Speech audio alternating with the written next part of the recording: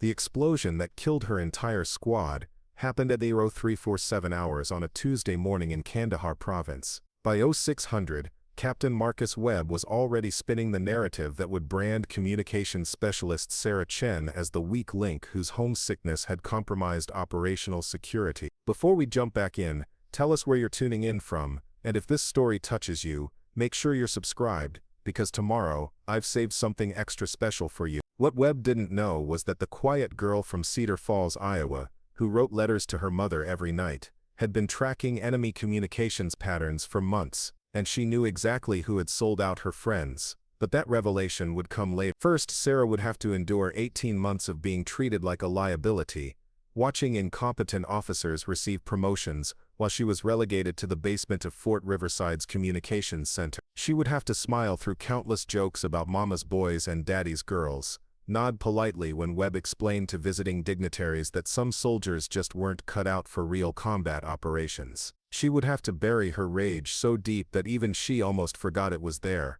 Almost. Sarah Michelle Chen had learned to make herself invisible long before she ever set foot on Fort Riverside Military Installation. At 24, she possessed the kind of unremarkable appearance that allowed her to blend into crowds and corners, to observe without being observed. Her black hair stayed pulled back in the same regulation bun she'd worn since basic training, and her dark eyes had developed the habit of looking down when officers passed by, a survival mechanism that had served her well during 18 months of systematic humiliation. The Communications Center in Building 47 hummed with the constant chatter of radio traffic and the soft clicking of keyboards. Sarah arrived every morning at 0500, 2 hours before her official shift began, using the quiet time to pursue work that had nothing to do with her assigned duties. While other soldiers complained about the early hour and the basement location, Sarah had come to treasure these moments of solitude. Her official job description read Communications Specialist Grade E4, which translated to answering phones, routing messages, and maintaining radio equipment that kept Fort Riverside connected to forward operating bases across Afghanistan. What her job description didn't mention was her degree in computer science from Iowa State University, her fluency in 3 languages, or her uncanny ability to detect patterns in seemingly random data. The wooden desk in the corner had become her unofficial domain, cluttered with printouts of intercepted communications, maps marked with colored pins, and notebooks filled with her careful handwriting. To casual observers, it looked like the obsessive note-taking of someone with too much time on her hands. To Sarah, it represented something far more significant, a comprehensive analysis of enemy communication patterns that revealed infiltration routes, supply lines, and operational timelines that intelligence officers 3 ranks above her had missed entirely. Sarah's transformation from promising analyst to basement dweller had begun with the death of her squad 18 months earlier. She still carried their photographs in her left breast pocket. Sergeant Tommy Martin, a 28-year-old from San Antonio who sent half his paycheck home to his mother and sister, Corporal Lisa Johnson, who could disassemble and reassemble any weapon blindfolded and had planned to become a police officer after her deployment, Private First Class David Kim, barely 19 years old,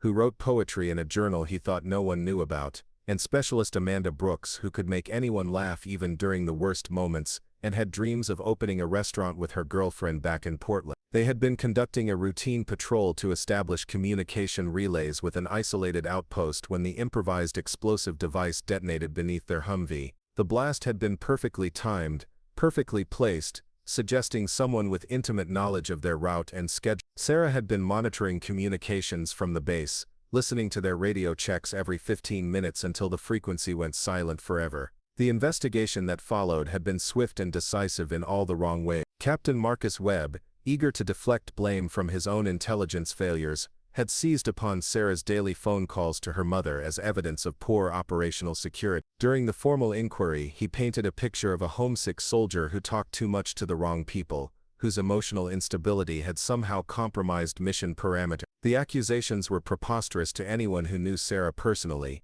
but she had few allies in a unit dominated by Webb's influence. Her squad members, the only people who had seen her work closely and understood her capabilities, were dead. The communications logs that might have exonerated her had been classified as part of the ongoing investigation, then mysteriously corrupted during a server malfunction that occurred while she was on leave for the memorial service. Webb's version of events became official record, Specialist Chen's failure to maintain proper communication security protocols had resulted in compromised operational intelligence, leading to the deaths of 4 soldiers. She was formally reprimanded, demoted from sergeant back to specialist, and transferred to Fort Riverside with a notation in her file that effectively ended any possibility of advancement or assignment to combat operations. The irony was suffocating. Sarah's actual crime had been competence, not negligence. In the weeks leading up to the attack, she had identified anomalous patterns in local communication traffic that suggested enemy forces were receiving information about American patrol routes. Her attempts to brief Webb on these findings had been dismissed with the kind of condescending patience usually reserved for children asking about adult matters.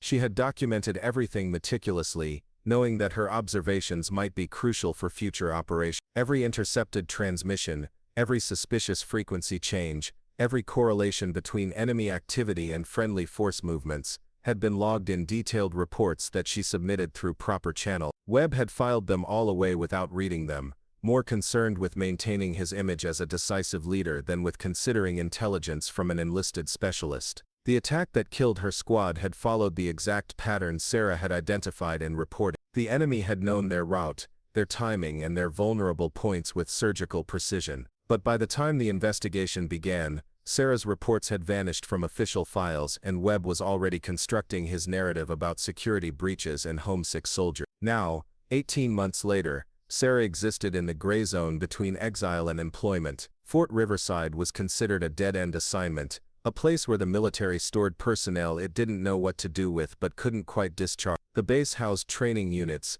administrative offices, and soldiers awaiting medical discharge or disciplinary action. It was the perfect place for someone like Sarah to disappear completely. Her quarters in Building 12 reflected her marginal status, a single room barely large enough for a bed, desk, and locker, located at the end of a hallway that housed soldiers awaiting various forms of administrative process. The walls were painted the same institutional green that adorned every military building, and the single window looked out onto a parking lot and a fence topped with concertina wire. But Sarah had made the space her own in small ways that revealed her character. Books on signal processing and cryptography sat alongside novels her mother sent from Iowa.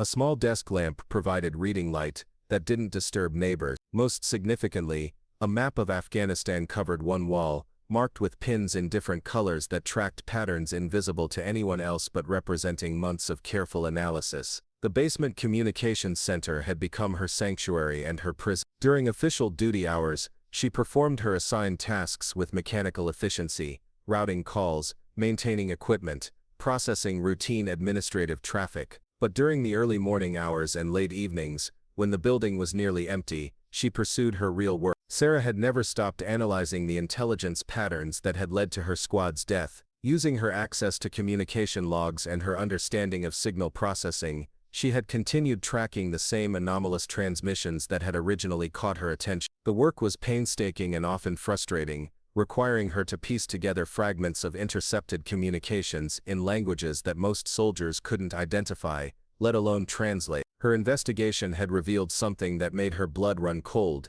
The intelligence leak that had killed her friends was not a random security breach or the result of her supposed carelessness. It was systematic, deliberate, and ongoing. Someone with high-level access was providing enemy forces with detailed information about American operations, and that someone was still active. The evidence was circumstantial but compelling. Communication patterns showed that enemy forces consistently received advance warning about operations originating from Webb's command structure. The timing of enemy movements correlated almost perfectly with the distribution of classified operation orders. Most damning of all, Sarah had identified specific transmission signatures that suggested the leaks were coming from someone using American military communication equipment. She had documented everything in a series of encrypted files stored on a personal laptop that she kept hidden in her quarters. The evidence would be enough to trigger a major investigation if it reached the right people, but Sarah had learned bitter lessons about trusting the chain of command. Webb's influence extended far beyond Fort Riverside,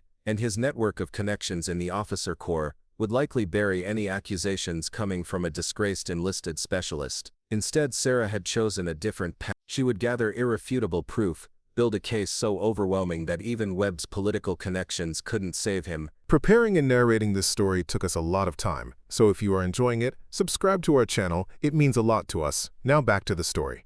And then she would ensure that justice reached the people responsible for killing Tommy, Lisa, David, and Amanda. The plan required patience, precision, and the kind of careful observation that her current invisible status made possible. Every morning, Sarah's routine began the same way. She would wake at 04:30, dress in the same faded utility uniform that marked her as support personnel rather than combat troops, and walk the half-mile from her quarters to Building 47 through pre-dawn darkness that provided welcome anonymity. The early hour meant she encountered few other soldiers, avoiding the casual cruelty that had become a constant feature of her daily life. The Communications Center's security door required her military identification card and a 4-digit code that changed weekly. Inside, banks of radio equipment lined the walls, their LED displays casting colored light across banks of monitors that displayed network status and communication logs. The air hummed with electronic noise and climate control systems that kept sensitive equipment at optimal operating temperature. Sarah's corner desk faced away from the main entrance,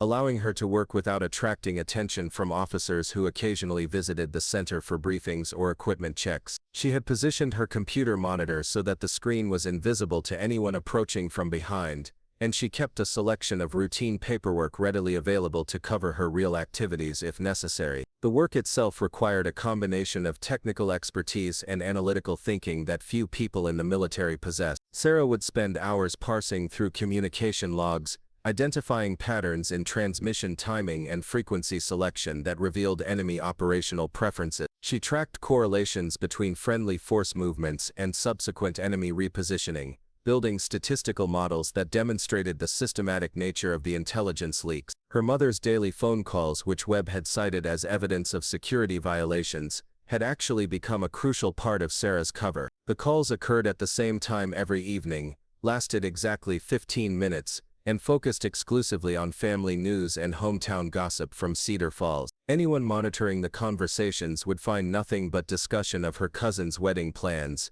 her father's struggles with the farm equipment, and her mother's concerns about the church bake sale. What Webb didn't know was that these conversations served as Sarah's emotional anchor, preventing the isolation and despair that had consumed other soldiers who found themselves in similar situations. Her mother's voice reminded her that a world existed beyond Fort Riverside, beyond the military bureaucracy that had nearly destroyed her, beyond the cycle of humiliation and marginalization that had become her daily reality. Sarah's analysis had revealed that the next major operation would likely be compromised within hours of the final briefing. She had identified the communication signatures associated with previous leaks, tracked the timing patterns that suggested how intelligence was being transmitted to enemy forces, and calculated the probable window during which American forces would face an ambush designed to maximize casualties. The target was a Taliban compound in the Helmand Valley that intelligence reports described as a high-value target housing weapons caches and communication equipment. Captain Webb had been selected to lead the operation,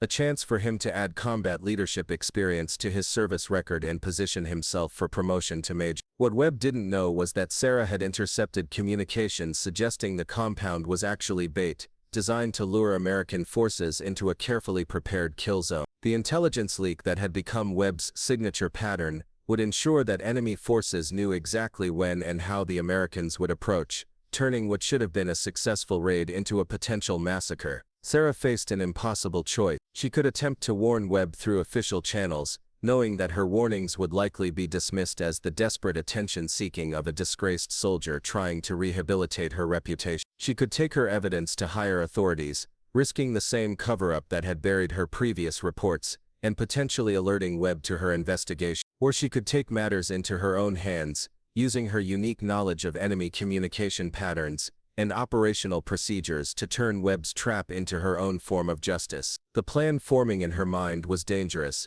potentially illegal, and would almost certainly end her military career. But it would also ensure that Tommy, Lisa, David, and Amanda received the justice that the official system had denied them. As Sarah sat in her basement corner, surrounded by the evidence of 18 months of careful investigation, she made the decision that would transform her from invisible victim to avenging angel. The girl they called Mama's Girl was about to remind everyone that the strongest bonds are often forged in the deepest pain, and that love for fallen friends could burn hotter than any desire for personal advancement. The foundation was set, the evidence was gathered, the opportunity was approaching. All that remained was the courage to act when the moment came, and Sarah had learned something important during her months of exile. Courage wasn't the absence of fear, but the willingness to act despite it. Her squad had trusted her once, and she had failed them through inaction. She would not make that mistake again. Captain Marcus Webb had perfected the art of casual cruelty during his 3 years at Fort Riverside. At 31, his square jaw and regulation haircut projected the kind of military bearing that impressed visiting officials and intimidated subordinates. His office walls displayed photographs from West Point,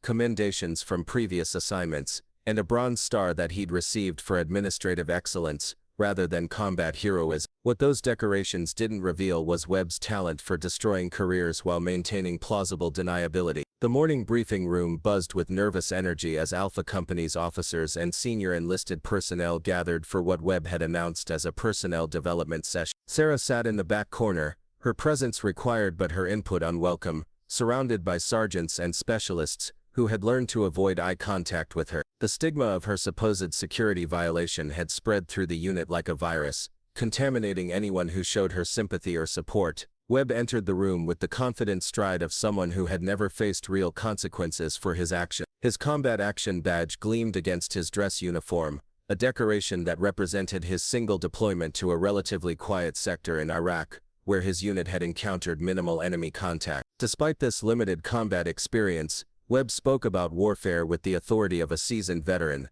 using terminology borrowed from military manuals and war movies to compensate for his lack of first-hand knowledge. "Ladies and gentlemen," Webb began, his voice carrying the practiced cadence of someone accustomed to unquestioned authority, "today we're going to discuss operational security and the critical importance of maintaining professional standards in our communication protocol." His eyes swept the room before settling on Sarah with predatory focus. Recent events have reminded us that even the smallest security lapses can have catastrophic consequences for our soldiers in harm's way. Sarah felt the familiar burn of anger rising in her chest, but kept her expression neutral. She had learned to control her reactions during 18 months of Webb's psychological warfare, understanding that any display of emotion would be used as evidence of her instability. Around her, other soldiers shifted uncomfortably, recognizing the setup but unwilling to challenge their commanding officer. "Specialist Chen," Webb continued, his tone shifting to the patronizing patience usually reserved for disciplining children. "Since you've had extensive experience with communication security failures, perhaps you'd like to share some insights with your fellow soldiers about the importance of maintaining operational discipline." The question was designed to humiliate rather than educate, forcing Sarah to either defend herself publicly or accept blame for deaths that weren't her fault. Either response would reinforce Webb's narrative about her unreliability and emotional instability. Sarah had witnessed this technique countless times, watching as Webb systematically destroyed the confidence and credibility of anyone who threatened his carefully constructed image. Sarah replied quietly, her voice steady despite the adrenaline flooding her system. "I believe operational security begins with accurate intelligence assessment and proper analysis of communication pattern. The most effective security protocols focus on understanding enemy capabilities, rather than simply restricting friendly communications." Webb's smile sharpened like a blade. "That's an interesting perspective, Specialist. Tell me, how does writing daily letters to mommy fit into your intelligence assessment framework? Are you suggesting that emotional dependency enhances operational effectiveness?" Laughter rippled through the room, the cruel amusement of people watching someone else's humiliation. Sarah recognized the faces around her, soldiers who had once respected her work, who had seen her dedication and competence before Webb's campaign of character assassination had poisoned their perception. Fear of association with her had transformed former colleagues into passive spectators to her degradation. Sarah responded, maintaining her professional tone. "Personal communication with family members, when conducted through approved channels and following established protocols, does not constitute a security violation. The regulations specifically permit soldiers to maintain contact with immediate family members for morale purposes." Webb's expression hardened with genuine anger. Sarah's refusal to accept blame or show emotional distress frustrated his attempts to demonstrate her weakness to the assembled personnel. He had expected tears, defensive explanations, or angry outbursts that would validate his portrayal of her as an unstable liability. "Specialist Chen," Webb said, his voice dropping to a dangerous whisper that carried clearly through the silent room, Perhaps you'd like to explain to Sergeant Martinez's widow how your morale needs justified the communication patterns that led to her husband's death. Maybe you can tell Private Kim's parents how your homesickness contributed to their son coming home in a flag-draped coffin. The words hit Sarah like physical blows, each syllable designed to maximize emotional damage. She felt the careful control she had maintained for 18 months threatening to crack under the weight of guilt and rage. The mention of her fallen friends' families brought back memories of memorial services she had attended alone,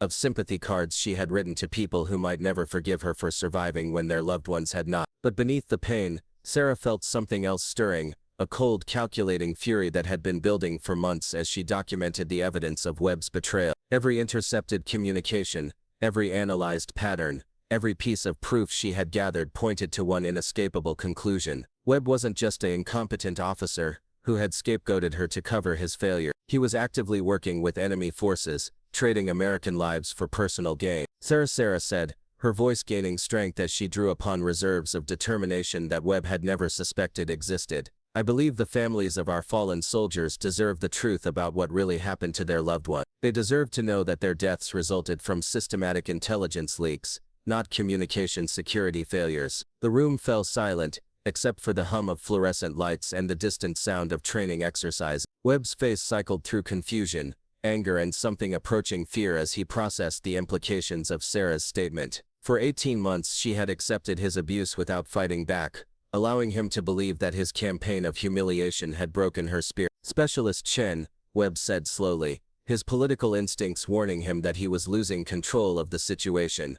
I think your grief has affected your judgment. Perhaps you should report to the medical officer for a fitness evaluation. The threat was clear: challenge Webb's authority and face involuntary psychiatric evaluation that could end her military career and discredit any future allegations she might make. Sarah had seen other soldiers destroyed by similar tactics, their credibility demolished by medical records that described emotional instability and paranoid delusion. I appreciate your concern for my welfare, sir, Sarah replied, meeting Webb's eyes with steady confidence that surprised everyone in the room, including herself. However, I believe my judgment remains sound. In fact, I've been conducting extensive analysis of communication patterns and operational security procedures during my time here at Fort Riverside. The results have been quite illuminating. Webb's jaw tightened as he recognized the subtle threat in Sarah's words. For months he had assumed that her quiet acceptance of his treatment indicated complete defeat and submission. The possibility that she might have been using her access to communication systems for unauthorized investigation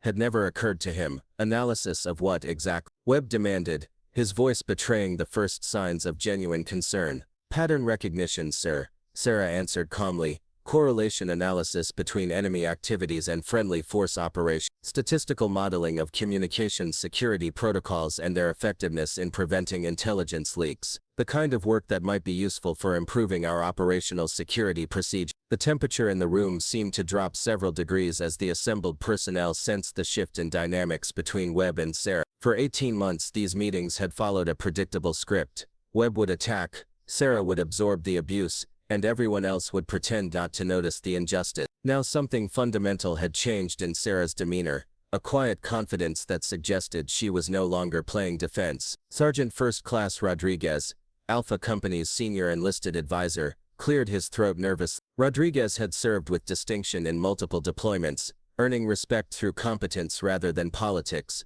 but he had learned to navigate Webb's ego carefully to protect his soldiers from unnecessary harassment. Sir, Rodriguez interjected diplomatically, perhaps Specialist Chen could brief the company on her analysis findings. If she's identified areas for security improvement, that information might be valuable for our upcoming training exercise. Webb shot Rodriguez a look of pure venom, recognizing the NCO's attempt to defuse the confrontation before it escalated beyond his control. The suggestion put Webb in an impossible position. Refusing to hear Sarah's briefing would suggest he was afraid of her findings, while allowing her to present would give her a platform to challenge his narrative about the squad's death. That won't be necessary, Sergeant, Webb replied tersely. Specialist Chen's analytical capabilities are better suited to her current duties in the communications center. We have qualified intelligence professionals to handle operational analysis. Sarah felt a surge of satisfaction as she recognized Webb's retreat. For the first time in 18 months, she had forced him to back down from a confrontation, demonstrating to everyone present that his authority over her was not absolute. The psychological victory was small but significant, representing the first crack in the foundation of fear that Webb had used to control her. "Of course, sir," Sarah said with mock deference. "I'll continue my current duties and analysis as assigned. I'm sure the communication patterns I've identified will prove useful when the appropriate authorities review them." The implied threat was unmistakable. Sarah possessed information that could damage Webb, and she was prepared to use it if necessary. Webb's face flushed red as he struggled to maintain his composure in front of subordinates who were now witnessing his loss of control over a specialist he had spent months portraying as broken and harmless. "Dismissed," Webb snapped, his voice tight with suppressed rage. "All personnel return to your assigned duties. Specialist Chen, remain behind." The room emptied quickly as soldiers fled the toxic atmosphere, leaving Sarah alone with Webb and the weight of 18 months of accumulated hatred. She remained seated while Webb paced behind his desk like a caged predator, his carefully maintained facade of professional leadership cracking under the pressure of unexpected resistance. "You think you're clever, don't you?" Webb said once they were alone, his voice dropping to a menacing whisper. "Playing games with communication analysis and pattern recognition. Let me explain something to you, specialist. You are nothing. You are a failed soldier whose negligence killed 4 people. No one will believe anything you say, and no one cares about your pathetic attempts to rehabilitate your reputation." Sarah stood slowly, her movements deliberate and controlled. For 18 months she had endured Webb's abuse while building her case against him, gathering evidence that would eventually destroy him completely. Now, with that evidence secure and her investigation nearly complete, she no longer needed to pretend submission. "Captain Webb," she said quietly, her voice carrying a new authority that seemed to fill the empty room, "I think you should know that my analysis has revealed some very interesting patterns in our unit's operational security. Patterns that might interest certain investigative agencies, if properly documented and presented through appropriate channels." Webb's pacing stopped abruptly as the full implications of Sarah's statement hit him. The communication logs she had access to, the analytical capabilities she possessed, the months of quiet observation while he believed her to be harmless and defeated. For the first time, Webb began to understand that his victim might have become his hunter. "You're bluffing," Webb said, but his voice lacked conviction. "You have nothing but speculation and paranoia. Even if you had evidence of something, who would believe a disgraced specialist with a history of security violation?" Sarah smiled for the first time in months, the expression transforming her face from defeated victim to dangerous adversary. "I suppose we'll find out, won't we, sir? After all, the truth has a way of surfacing eventually, regardless of who tries to bury it." The standoff continued for several long seconds before Webb finally broke eye contact, his political instincts warning him that he was facing an opponent far more dangerous than he had imagined. Sarah had spent 18 months learning his weaknesses, studying his methods, and building a case that could destroy not just his career but his freedom. "Get out of my office," Webb said finally, his voice hoarse with suppressed emotion. "Return to your duties and remember that I'm still your commanding officer. Cross me again, and I'll make sure you're court-martialed for insubordination." Sarah rendered a perfect salute, her movements crisp and professional. "Yes, sir. I'll return to my duties immediately. And thank you for reminding me about the importance of following proper channels and documentation procedures. I'll be sure to keep that in mind for my future reports." As Sarah left Webb's office, she could feel his eyes boring into her back with murderous intensity. The confrontation had been a calculated risk designed to gauge his reactions and confirm her suspicions about his involvement in the intelligence leaks. His responses had been more revealing than she had hoped, providing additional evidence that the quiet girl from Cedar Falls had been right all along. The walk back to the communications center gave Sarah time to process the morning's events and prepare for the next phase of her plan. Webb would undoubtedly attempt to accelerate whatever timeline he was operating under, knowing that his window of opportunity was closing rapidly. The upcoming operation in the Helmand Valley would likely represent his final chance to eliminate her as a threat while positioning himself for promotion and transfer to a new assignment. But Sarah had advantages that Webb didn't recognize. 18 months of apparent defeat had taught her patience, careful planning, and the value of striking when enemies least expected resistance. Her investigation had revealed not just the scope of Webb's betrayal but the methods he used to communicate with enemy forces and the operational patterns that made his treachery predictable. Most importantly, Sarah had learned something about herself during her months in exile. The quiet girl who wrote letters to her mother every night possessed reserves of strength and determination that trauma had forged rather than broken. Tommy, Lisa, David, and Amanda deserved justice, and Sarah intended to deliver it personally, regardless of the cost to her own future. The foundation of Webb's power structure was beginning to crumble, and Sarah was just getting started. The captain who had built his career on the graves of her friends was about to learn that some debts could only be paid in blood, and that the girl he had dismissed as Mama's little princess was actually a warrior in disguise, waiting for the perfect moment to strike. The emergency briefing was called for 1900 hours on a Thursday evening, unusual timing that immediately raised red flags for anyone familiar with standard operational procedure. Sarah arrived at the designated conference room 15 minutes early, finding it already packed with personnel from multiple units across Fort Riverside. The presence of officers she didn't recognize, along with equipment that seemed far too sophisticated for a routine training exercise, confirmed her suspicions that something significant was unfolding. Captain Webb entered the room with the swagger of someone who believed he was about to achieve his greatest triumph. Behind him walked Colonel Patricia Rodriguez, a stern-faced officer, whose reputation for tactical brilliance was matched only by her intolerance for incompetence. Rodriguez had recently arrived at Fort Riverside as part of a Pentagon initiative to evaluate training programs and identify personnel suitable for rapid deployment to active combat zones. The briefing materials spread across the front table showed satellite imagery of a compound in Afghanistan's Helmand Valley, along with intelligence assessments that painted the target as a high-value enemy stronghold. Sarah recognized the location immediately from her months of communication intercept analysis,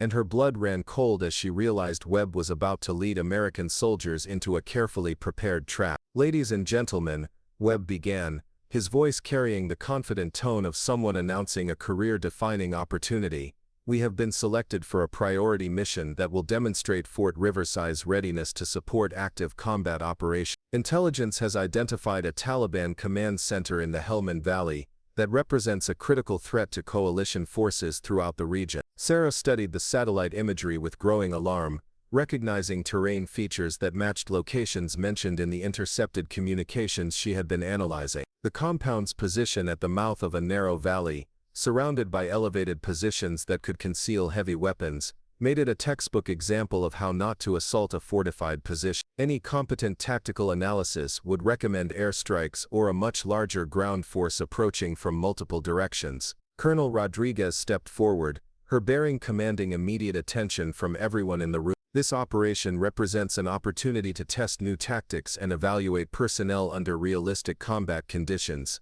she announced. "The mission profile calls for a small, highly mobile force capable of conducting rapid assault and extraction operations against time-sensitive targets." Webb's smile grew wider as Rodriguez continued her briefing, clearly relishing his selection for what he perceived as a prestige assignment. "Captain Webb will lead a composite team of 20 soldiers, supported by advanced communication equipment and real-time intelligence feed. The objective is to capture or eliminate high-value targets while securing intelligence materials that could prevent future attacks against American forces." Sarah felt ice forming in her stomach as she realized the scope of Webb's plan. The mission parameters were designed to place a small American force in an isolated position where they could be easily overwhelmed by superior numbers. The intelligence about high-value targets was almost certainly fabricated, bait designed to lure American soldiers into a kill zone where Webb could eliminate witnesses while claiming heroic combat leadership. "Specialist Chen,"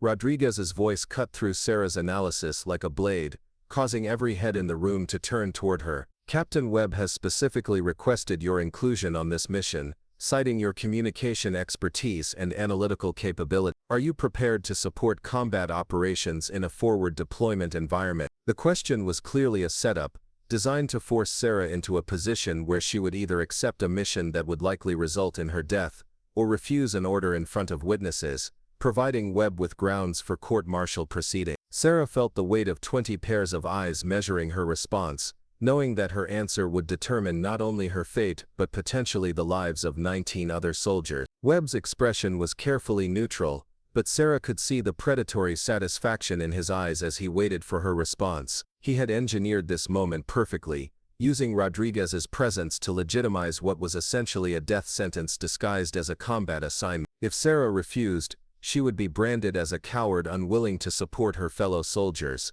If she accepted, she would be walking into an ambush that Webb had carefully orchestrated. "Ma'am," Sarah replied steadily, meeting Rodriguez's gaze with calm determination, "I am prepared to serve in whatever capacity best supports mission success and the safety of American personnel. However, I believe my analytical capabilities might be most effective if applied to pre-mission intelligence assessment rather than field operations." Webb's jaw tightened almost imperceptibly, as Sarah's response demonstrated none of the fear or desperation he had expected. Instead of pleading or making excuses, she had calmly suggested an alternative that would allow her to avoid the trap while maintaining her professional reputation. Rodriguez studied Sarah with the calculating gaze of someone accustomed to evaluating personnel under pressure. "Interesting perspective, Specialist," Rodriguez said slowly. "What specific concerns do you have about the current intelligence assessment?" The question represented a dangerous opportunity for Sarah to voice her suspicions about the mission while potentially exposing her unauthorized investigation into communication patterns. Webb's face was stone still, but she could see the warning in his eyes: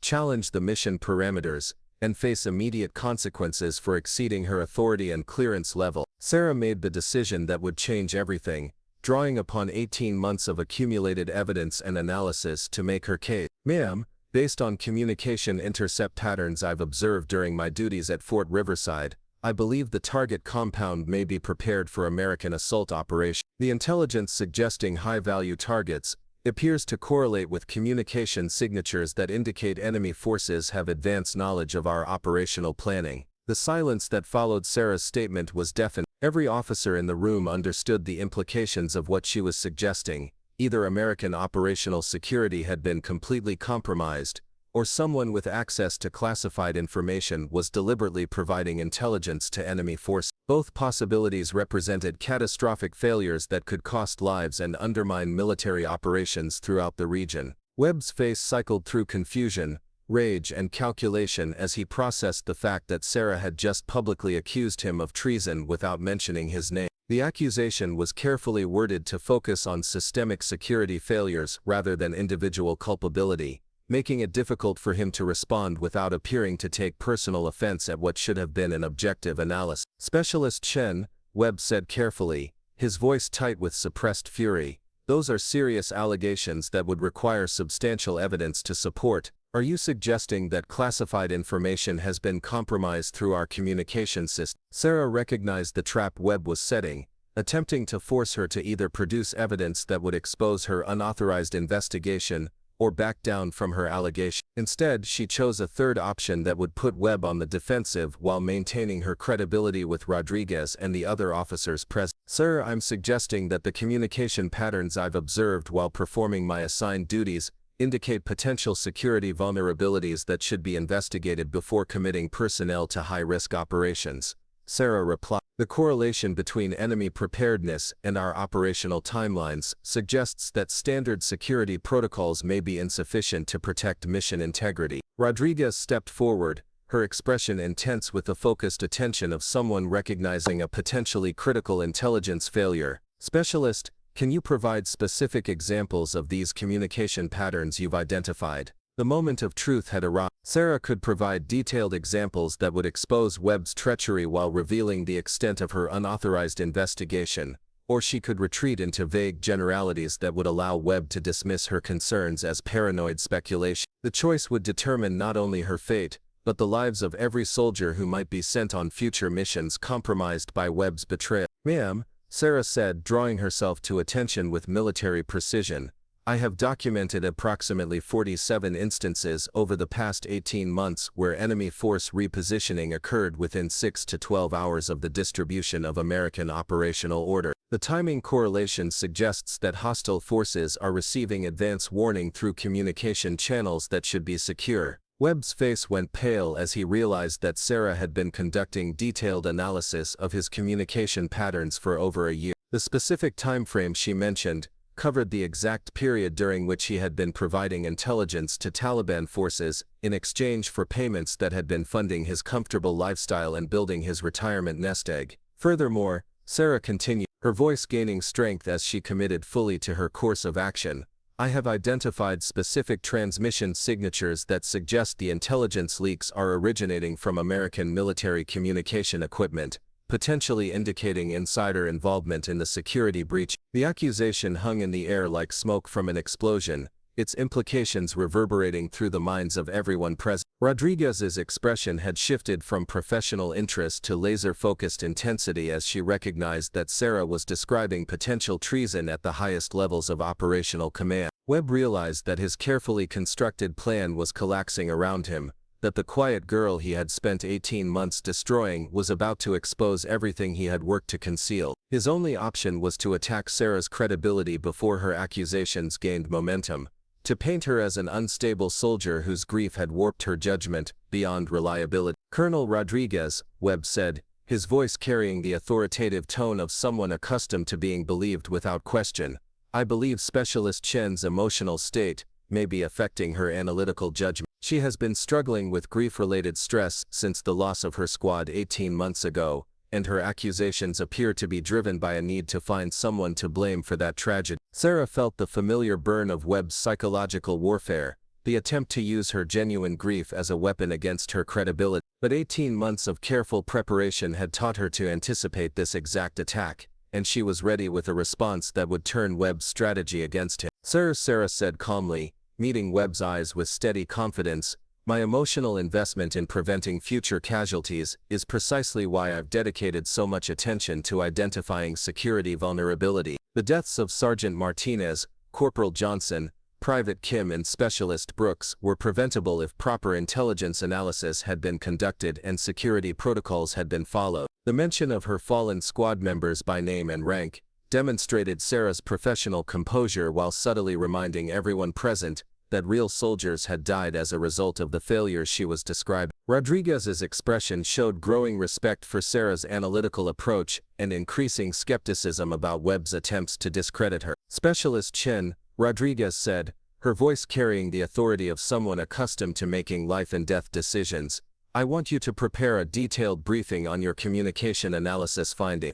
Include specific examples, statistical correlations, and recommendations for improved security protocols." "Captain Webb, the mission is postponed, pending review of potential security compromises." Webb's world collapsed in that single sentence. The postponement of his mission meant the loss of his final opportunity to eliminate Sarah while claiming combat heroism. More importantly, Rodriguez's order for a detailed briefing would force Sarah to present evidence that could expose his 18-month betrayal of American forces and result in charges of treason, espionage and murder. "Ma'am," Webb said desperately, his composure finally cracking under the pressure of impending exposure, "I strongly recommend against delaying this mission, based on unsubstantiated theories from a soldier whose judgment has been compromised by personal trauma. The intelligence window for this target is extremely limited, and postponement could result in the loss of a critical opportunity to eliminate threats to American forces." Rodriguez studied Webb with the calculating gaze of someone who had spent decades evaluating officers under pressure. His defensive reaction to Sarah's analysis,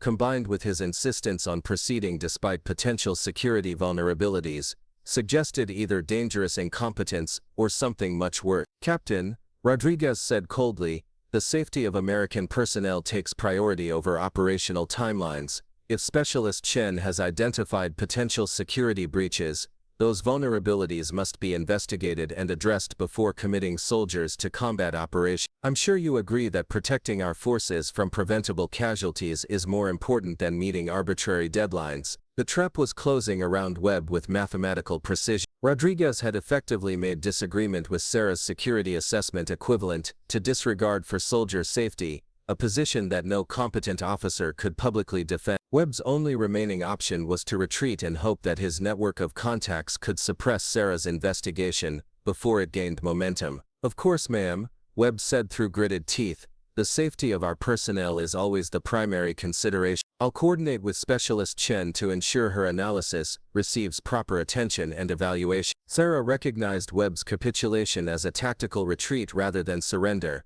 understanding that he would use every resource at his disposal to discredit her findings and eliminate her as a threat. But the public nature of their confrontation had created witnesses to her allegations, making it much more difficult for Webb to simply make her disappear without triggering investigations that could expose his entire operation. Rodriguez dismissed the assembled personnel with orders to maintain operational security about the postponed mission, but Sarah could see the wheels turning behind the colonel's eyes as she processed the implications of what she had witnessed. The briefing had begun as Webb's attempt to eliminate his greatest threat, but it had ended with Sarah positioned as a credible intelligence analyst, whose findings demanded serious investigation. As the room emptied, Sarah felt a mixture of triumph and terror at what she had set in motion. The confrontation had forced her hand, requiring her to reveal the scope of her investigation, while committing herself to a course of action that would either vindicate her fallen friends or result in her own destruction. Webb would not accept defeat gracefully,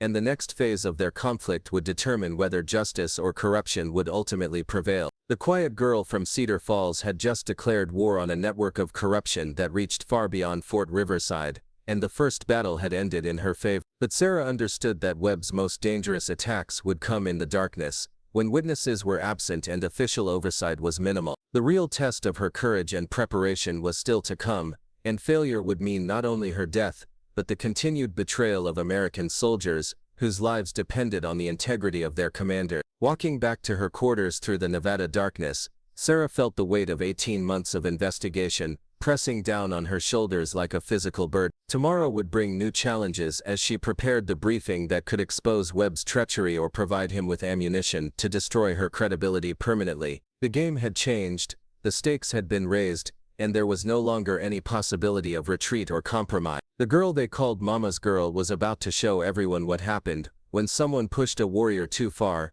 and the reckoning would shake Fort Riverside to its foundation. The black SUVs arrived at Fort Riverside at 0200 hours, their tinted windows and government plates announcing the presence of federal investigators before anyone stepped out of the vehicles. Sarah watched from her quarters window as men in dark suits moved with purposeful efficiency toward the administrative buildings, their coordinated movements suggesting law enforcement or intelligence background. She had been expecting this moment for weeks, ever since her confrontation with Webb had forced her investigation into the open. Colonel Rodriguez had wasted no time following up on Sarah's allegation. Within 72 hours of the postponed mission briefing, a team from the Defense Criminal Investigative Service had descended on Fort Riverside with warrants for communication records, personnel files and financial documents spanning the previous 2 years. The scope of their investigation suggested that Sarah's evidence had triggered something much larger than a simple security review. Webb's response had been swift and predictable. 3 days after the briefing,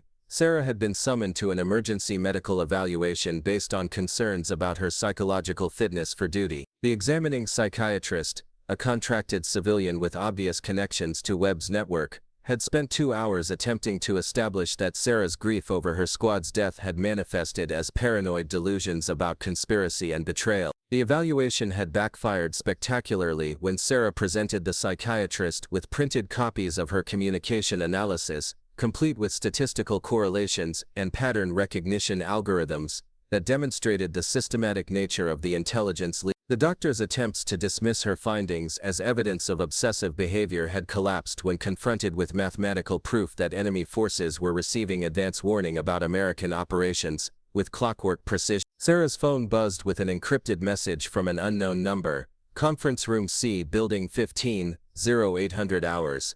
Come alone, bring everything. The sender's identity was obvious despite the anonymity, and Sarah felt her pulse quicken as she realized that the moment of final confrontation had arrived. Whatever game Webb had been playing was about to reach its conclusion, and the stakes had escalated far beyond personal revenge or career advancement. The walk to Building 15 took Sarah through the heart of Fort Riverside's administrative complex, past offices where lights burned despite the early hour, and soldiers moved with the tense efficiency of personnel operating under heightened security protocol. The presence of federal investigators had transformed the base's normal routine into something resembling a crime scene, with access controls and escort requirements that suggested serious criminal activity was under investigation. Conference Room C was larger than Sarah had expected, with a polished table that could accommodate 20 people and audio-visual equipment that seemed far too sophisticated for routine military briefings. Colonel Rodriguez sat at the head of the table, flanked by 2 men in civilian suits whose bearings suggested federal law enforcement backgrounds. At the far end of the table,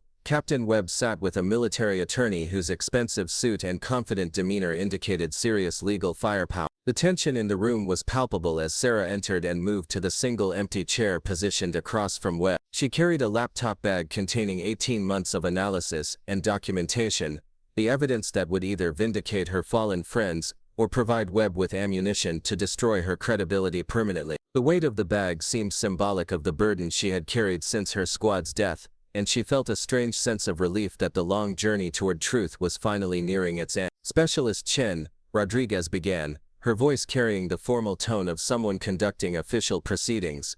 This is Agent Morrison, from the Defense Criminal Investigative Service, and Agent Harris from the FBI's Counterintelligence Division. They have some questions about your allegations regarding security breaches and intelligence leaks. Agent Morrison was a thin man with graying hair and the kind of quiet intensity that suggested decades of experience investigating complex criminal conspiracy. He opened a thick folder and spread several documents across the table, each one bearing classification markings that indicated access to highly sensitive intelligence. Specialist Chen, Morrison said, his voice neutral but penetrating. Over the past week, we have conducted extensive analysis of the communication records and operational timelines you identified in your initial report to Colonel Rodriguez. Your findings have proven remarkably accurate and have raised serious concerns about potential espionage activities within this command structure. Sarah felt a mixture of vindication and apprehension as Morrison continued. The validation of her analysis was gratifying, but the presence of FBI counterintelligence agents suggested that the scope of Webb's betrayal extended far beyond simple intelligence leaks to enemy forces in Afghanistan. Furthermore, Morrison continued, his eyes fixed on Webb with laser focus, our investigation has uncovered financial irregularities in several accounts associated with personnel at this installation. Bank records show deposits that correlate precisely with the operational compromises identified in your analysis, suggesting that classified information was being sold to hostile forces for monetary compensation. Webb's attorney, a sharp-faced woman with the predatory bearing of someone accustomed to defending high-profile clients, leaned forward with practiced confidence. Agent Morrison, my client categorically denies any involvement in intelligence leaks or financial impropriety. The correlations you describe could be explained by coincidence or by errors in Specialist Chen's analysis methodology. Agent Harris, a younger man with the intense focus of someone building a career on high-stakes investigations, produced a tablet computer and activated a display screen mounted on the conference room wall. Actually, counselor, the evidence extends far beyond statistical correlation. Specialist Chen's analysis provided us with specific communication signatures that allowed us to identify the source of the intelligence leaks with mathematical certainty. The screen flickered to life, displaying a complex diagram that showed communication pathways between Fort Riverside and locations throughout Afghanistan. Red lines indicated compromised channels, while timestamps showed the precise moments when classified information had been transmitted to enemy forces. The visual representation of Webb's betrayal was devastating in its clarity and scope. This diagram, Harris explained, shows 18 months of intelligence transfers that resulted in the deaths of 37 American service members and the compromise of dozens of military operations. The communication signatures that Specialist Chen identified led us to intercept ongoing transmissions and identify the perpetrator with absolute certainty. Sarah felt tears burning behind her eyes as she stared at the diagram, seeing for the first time the full scope of the betrayal that had killed her friends. Tommy, Lisa, David, and Amanda had been just 4 casualties in a much larger pattern of treachery that had been systematically murdering American soldiers for over a year. Webb's composure finally cracked as he realized that his carefully constructed network had been completely exposed. His face cycled through disbelief, rage, and something approaching panic as the walls of denial that had protected him for 18 months crumbled under the weight of irrefutable evidence. "This is preposterous," Webb snarled, his professional mask slipping to reveal the desperate fury beneath. "You're taking the word of a disgraced soldier whose incompetence led to the death of her own squad." Specialist Chen has been psychologically unstable since that incident, and her obsession with finding someone to blame has clearly warped her analytical judgment. Morrison's expression remained neutral as he produced another folder, this one containing bank statements and financial records that told their own damning story. "Captain Webb, these documents show deposits totaling over $400,000 into accounts controlled by you and your associates. The timing of these deposits correlates exactly with intelligence compromises that resulted in American casualty. The attorney's confident demeanor evaporated as she reviewed the financial evidence, understanding immediately that her client's situation had moved beyond simple denial into damage control territory. Webb's network had been completely penetrated, his methods exposed, and his crimes documented with the kind of thoroughness that made successful defense impossible. Furthermore, Morrison continued relentlessly, "We have intercepted communications between your contact network and Taliban commanders, including recorded conversations where you provided specific details about American troop movements and operational plan. The evidence is overwhelming and irrefutable." Sarah watched Webb's world collapse with a mixture of satisfaction and sadness, understanding that this moment represented justice for her fallen friends, but also the destruction of a man whose choices had corrupted everything he had once sworn to protect. The captain who had destroyed her life and murdered her squad was finally facing consequences for his actions, but the victory felt hollow in the face of so much unnecessary death. "Agent Harris," Rodriguez interjected, "what charges are being filed against Captain Webb, and what is the current status of his accomplices?" Harris consulted his tablet before responding with the measured tone of someone delivering an official statement. "Captain Webb is being charged with espionage, treason, conspiracy to commit murder and violations of the Uniform Code of Military Justice. His accomplices within the Taliban command structure have been eliminated through targeted operations based on intelligence gathered during our investigation." The room fell silent as the full implications of Harris's statement sank in. Webb's betrayal had not only resulted in American deaths, but had also provided law enforcement with intelligence that led to successful strikes against enemy leadership. His network of corruption had been turned against itself, with devastating consequences for everyone involved. Webb's attorney made one final attempt to salvage an impossible situation. "My client is prepared to cooperate fully with federal authorities in exchange for consideration regarding sentencing. Captain Webb has valuable information about other security vulnerabilities that could benefit ongoing counterintelligence operations." Morrison's smile was cold as winter steel. "Counselor, your client's cooperation is no longer necessary. Specialist Chen's analysis provided us with everything we needed to dismantle his entire network and eliminate the threats he helped create. Captain Webb's only remaining value is as an example of what happens to military officers who betray their oath and murder their fellow soldiers." Sarah felt a surge of pride as she realized that her 18 months of patient investigation had not only exposed Webb's crimes, but it also provided law enforcement with the tools to strike back against enemy forces. Her fallen friends had been avenged not through personal revenge, but through systematic justice that would protect future American soldiers from similar betrayals. Rodriguez turned to Sarah with an expression of profound respect and regret. "Specialist Chen, on behalf of the United States Army and the families of every soldier whose life you helped save through your investigation,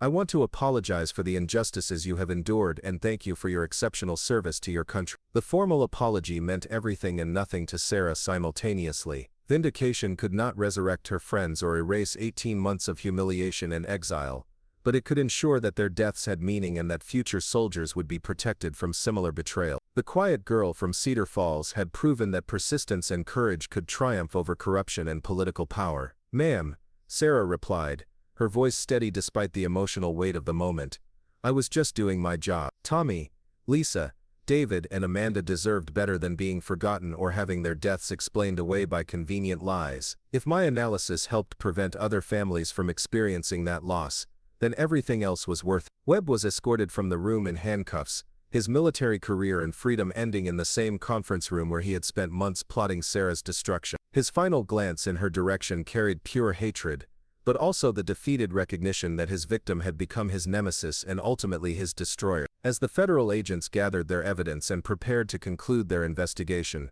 Sarah felt a strange emptiness where rage and determination had sustained her for 18. The mission that had defined her existence since her squad's death was complete.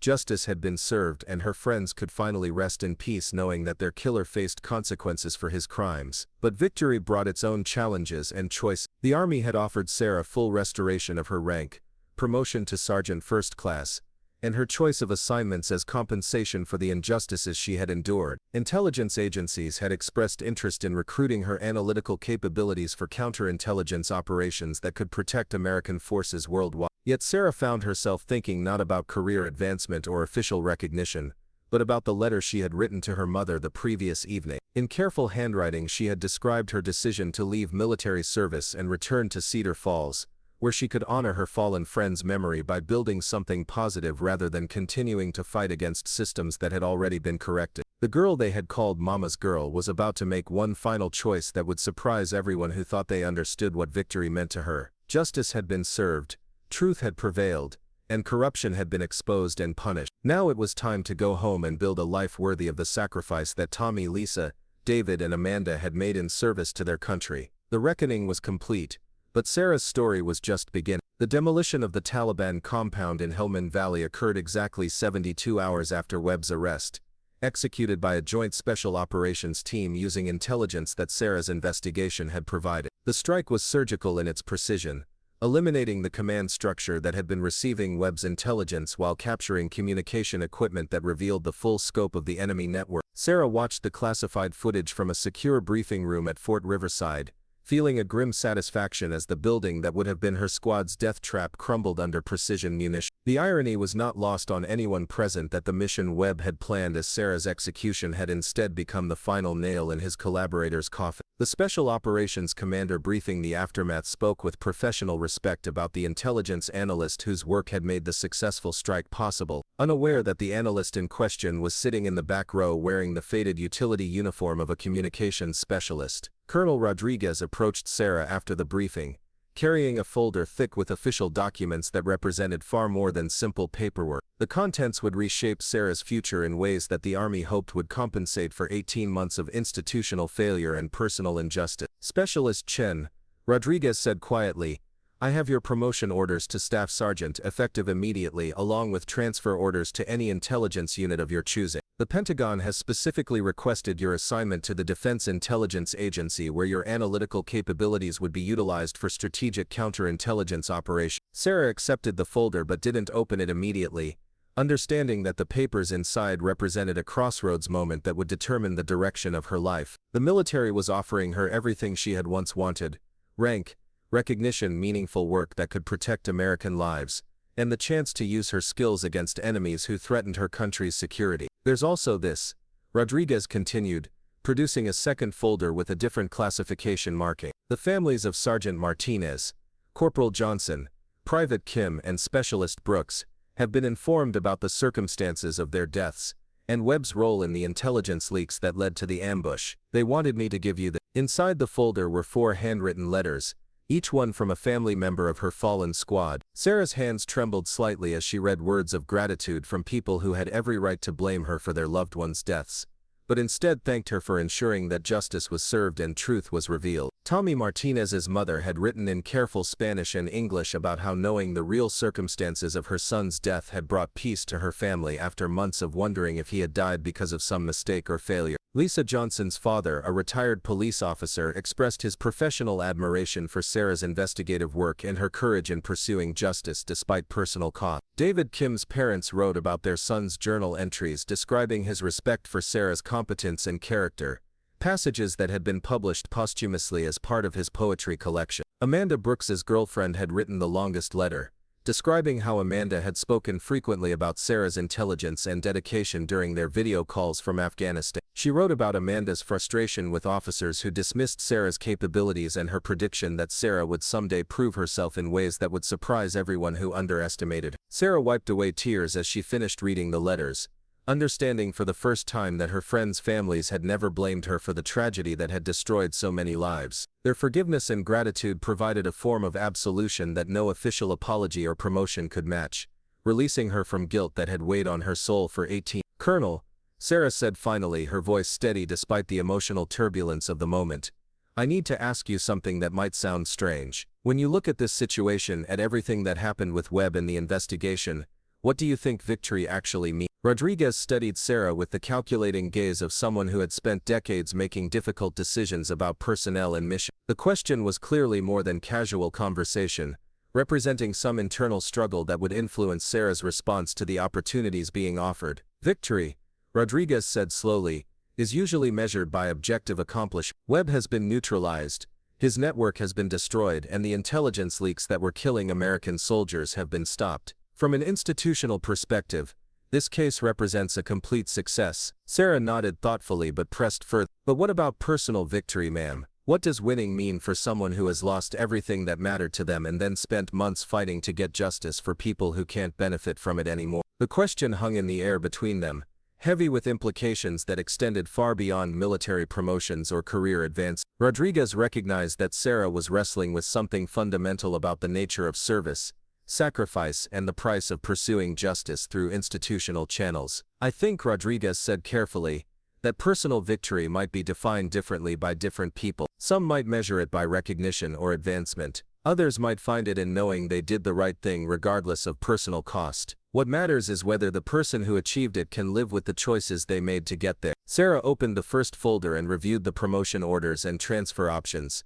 seeing possibilities that would have excited her beyond measure just 2 years earlier. The Defense Intelligence Agency assignment would put her at the center of America's counterintelligence efforts, using her analytical capabilities to identify threats and protect military personnel worldwide. It was meaningful work that aligned perfectly with her skills and provided opportunities for advancement that could lead to senior positions within the intelligence community. But as she read the official language describing her new opportunities, Sarah found herself thinking instead about conversations with her mother during their daily phone calls. Her parents had never fully understood her decision to join the military, but they had supported her choices and celebrated her successes without reservation. Her father's struggles with the family farm had worsened during her deployment, and her mother's health had declined under the stress of worrying about her daughter's safety and career troubles. "Ma'am," Sarah said, closing the folder and meeting Rodriguez's eyes with calm determination, "I appreciate everything the Army is offering, and I understand the significance of these opportunities, but I think my definition of victory might be different from what the institution expects." Rodriguez's expression showed surprise but not disappointment, suggesting that she had anticipated this possibility despite hoping for a different outcome. "What are you thinking, Specialist?" Sarah took a deep breath before articulating the decision that had been forming in her mind for weeks, crystallizing during the investigation and reaching final clarity as she read the letters from her friend's family. "I'm thinking that I've spent 18 months learning that there are more important things than career advancement or institutional recognition. Tommy, Lisa, David, and Amanda didn't die so that I could get promoted or transferred to prestigious assignment. They died because they trusted their leaders to protect them, and that trust was betrayed." She paused, gathering her thoughts before continuing with the conviction that came from deep reflection about purpose and meaning. "I could spend the next 20 years hunting down people like Webb and preventing similar betrayals, and that would be valuable work that would save lives. But I think I can honor my friend's memory better by going home and building something positive rather than spending my life fighting against corruption that will always exist in some form." Rodriguez nodded slowly, understanding beginning to show in her expression as she recognized the wisdom underlying Sarah's reasoning. "What would you do instead?" Sarah smiled for the first time in months, the expression transforming her face from weary soldier to determined young woman with clear vision for her future. "I want to go home to Cedar Falls and help my father save the farm that's been in our family for 4 generations. I want to use the analytical skills the Army taught me to develop sustainable agricultural practices that could help other family farms survive in a changing economy." The plan that Sarah outlined was both practical and ambitious, drawing upon her technical education and military experience to address problems facing rural communities throughout Iowa. She described plans for data-driven crop management, communication networks connecting isolated farming communities, and educational programs that could help young people build meaningful careers without leaving their hometown. "I want to establish a foundation in my squad's memory that provides scholarships for rural students studying agriculture, engineering, and communication technology," Sarah continued, her voice gaining enthusiasm as she articulated goals that had been developing during months of enforced reflection. "Tommy wanted to build houses for poor families. Lisa planned to become a police officer in a small town.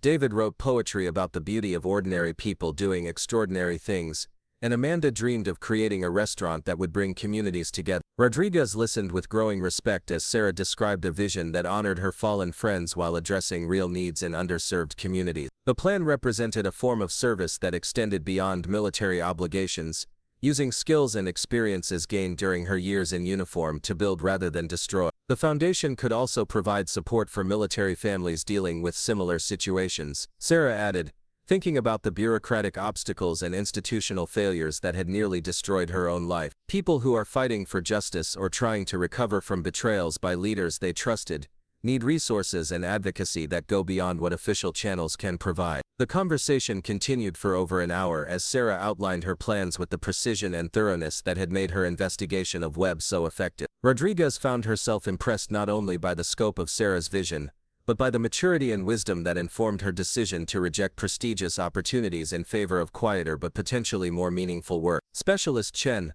Rodriguez said finally, I think you're making a mistake by walking away from opportunities that could utilize your talents on a national scale. Your analytical capabilities could protect thousands of military personnel if applied to counterintelligence operations. Are you certain that farming and community development work represents the best use of your skills? Sarah considered the question seriously before responding with the confidence that came from knowing her own mind. Ma'am, I think protecting military personnel is important work that needs to be done by people with the right skills and motivations. But I also think there are different ways to serve your country and honor the people who have sacrificed for it. She gestured toward the letters from her friends' families, their words of gratitude still fresh in her memory. These families found peace not because Webb was arrested or because the investigation was successful, but because someone cared enough about their loved ones to fight for truth even when it was difficult and dangerous. I want to spend my life creating the kind of communities where that caring and fighting for each other is normal rather than exceptional. Rodriguez smiled with genuine warmth,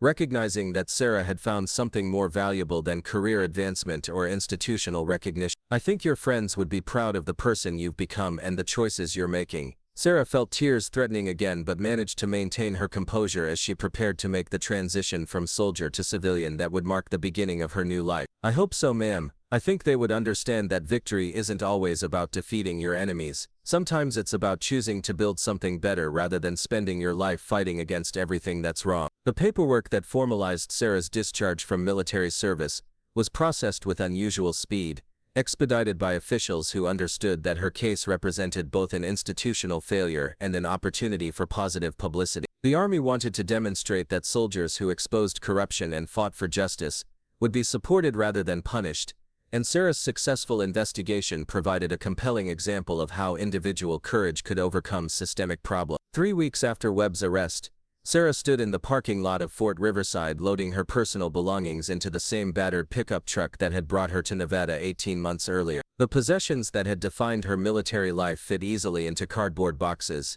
uniforms she would never wear again, awards that meant less than the letters from her friends' families, and personal items that had sustained her through the darkest period of her life. The drive from Nevada to Iowa took 2 days, crossing landscapes that gradually transformed from desert mountains to prairie farmland that looked increasingly familiar as Sarah approached her childhood home. The cornfields stretching toward distant horizons represented not just her agricultural heritage, but also the possibility of rebuilding something that had been damaged by forces beyond individual control. Her parents' reaction to her return was a mixture of relief and concern, understanding that their daughter had been through experiences that had changed her fundamentally while hoping that time and family support could help her heal from trauma that was still largely unexplained. Sarah's daily phone calls had provided reassurance that she was safe and healthy, but they had revealed little about the internal struggles and professional battles that had defined her final months in service. The farm that Sarah had inherited responsibility for was in worse condition than she had imagined,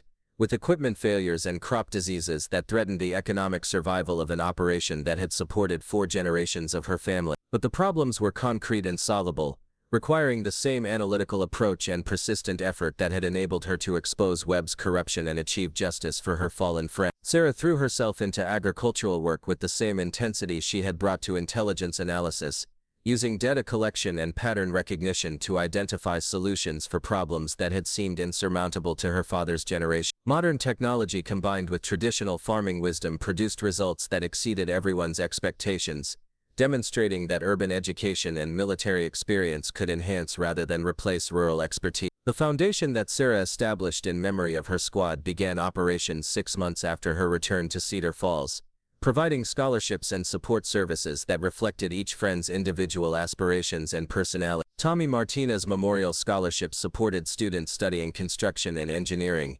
focusing on affordable housing projects in underserved communities. Lisa Johnson Memorial Grants funded criminal justice education for students committed to serving rural law enforcement agencies. David Kim Memorial Awards recognized young writers and poets, whose work celebrated the dignity and beauty of ordinary people, while Amanda Brooks Memorial Grants supported culinary arts students and restaurant entrepreneurs who wanted to create gathering places that strengthened community bonds. Each program reflected careful research into effective charitable practices, ensuring that the foundation's resources produced measurable positive outcomes rather than simply generating good intention. The success of Sarah's agricultural innovations and foundation work gradually attracted attention from agricultural extension services, rural development organizations, and academic institutions studying sustainable farming practices. Speaking invitations and consulting opportunities provided Sarah with platforms to share lessons learned during her military service, while advocating for policies that supported family farms and rural communities. But Sarah's most meaningful achievements were measured in personal relationships and community connections, rather than professional recognition or financial success. Her daily routine included morning runs along gravel roads that connected isolated farms, conversations with neighbors who had watched her grow up and welcomed her home, and evening phone calls with her parents that focused on mundane details of agricultural life, rather than dramatic revelations about corruption and betrayal. The nightmares about her squad's death gradually faded as Sarah found peace in work that honored their memory while building positive change in the world they had died protecting. Tommy, Lisa, David, and Amanda had believed in serving something larger than themselves, and Sarah discovered that rural community development was another form of military service that protected American values and supported American family. 5 years after leaving Fort Riverside, Sarah stood in the same cornfield where she had played as a child, watching the sunset paint the Iowa sky in shades of gold and crimson that no artist could replicate. The farm had not only survived but thrived under her management, providing sustainable income for her family while serving as a demonstration site for practices that other farmers had adopted throughout the region. The foundation had expanded beyond Sarah's original vision, supporting hundreds of students and dozens of community development projects that reflected the values and aspirations of 4 soldiers who had died too young but whose legacy continued growing through the lives they touched. Letters from scholarship recipients described careers in teaching, law enforcement, construction, and culinary arts that honored the memory of people they had never met but whose sacrifice had made their opportunities possible. Sarah's mother found her in the field as darkness approached, carrying 2 cups of coffee and wearing the satisfied expression of someone whose prayers had been answered in ways she had never dared to hope. The conversation that followed covered routine topics about crop yields and foundation business, but underneath the ordinary words lay the deeper satisfaction of a family reunited and a community strengthened by one person's decision to choose building over fighting. "Are you happy?" her mother asked finally, the question carrying the weight of parental concern that had sustained Sarah through 18 months of institutional warfare and personal struggle. Sarah considered the question seriously, understanding that happiness was more complex than simple contentment or the absence of conflict. Her friends were still dead. Webb was serving a life sentence that could never restore the lives his betrayal had cost, and rural communities continued facing economic and social challenges that required persistent effort to address effectively. "I'm at peace," Sarah said finally, the distinction important to someone who had learned the difference between external victory and internal resolution. "I wake up every morning knowing that my work honors Tommy, Lisa, David, and Amanda while building something positive that will outlast my own life. That feels like the best kind of victory I could ask for." The conversation continued as they walked back toward the farmhouse, its lighted windows promising warmth and family connection that had sustained generations of Sarah's ancestors through difficulties that seemed overwhelming at the time, but were ultimately overcome through persistence and mutual support. The girl they had called Mama's girl had indeed come home, but she had returned as a woman who understood that the strongest bonds are forged through shared sacrifice and that true victory sometimes means choosing love over revenge. Up next, you've got 2 more standout stories right on your screen. If this one hit the mark, you won't want to pass these up, just click and check them out.